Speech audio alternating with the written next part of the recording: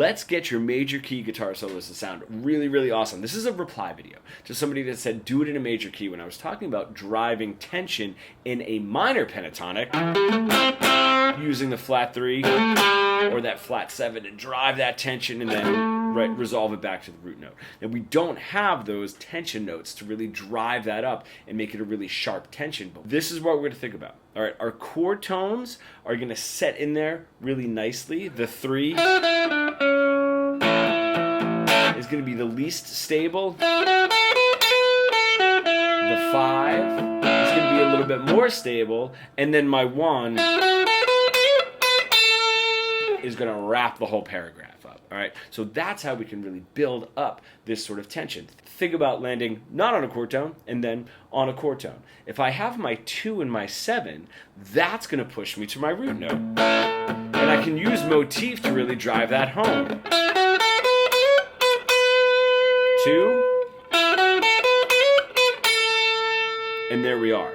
If I use that same concept now, I can use the 4 to drive to the 3.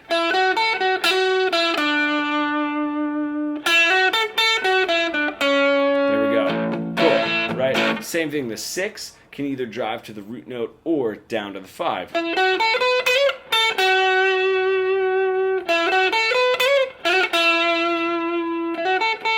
Right? Either way. So where we're thinking about taking this story is we have our non-chord tones, right? And then we have those 2 and the 7s to make sure that we get back to the root note. I might want to wait till the end of the paragraph to do that, right? But I have my 4 that's going to drive to my 3. That's going to sound the least stable. Then I have my 6 to get down to my 5, right? And that's going to sound a little bit more stable. I'm moving the story along, right? I'm ending a phrase on not a chord tone, and then ending on a chord tone. And when I'm finally ready to wrap the story up, I'm landing on my root note.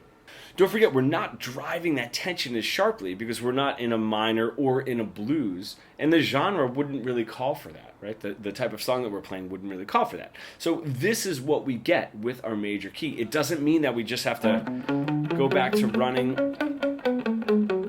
the scale up and down, right? We still have deliberate note choices and tensions that we can bring to our playing. If you are sort of stuck in that boring, robotic guitar solo plateau that we all get into, and you really want to bridge the gap between your creative ideas and what you're able to play, becoming fully fretboard fluent, comment pro below and we can get started.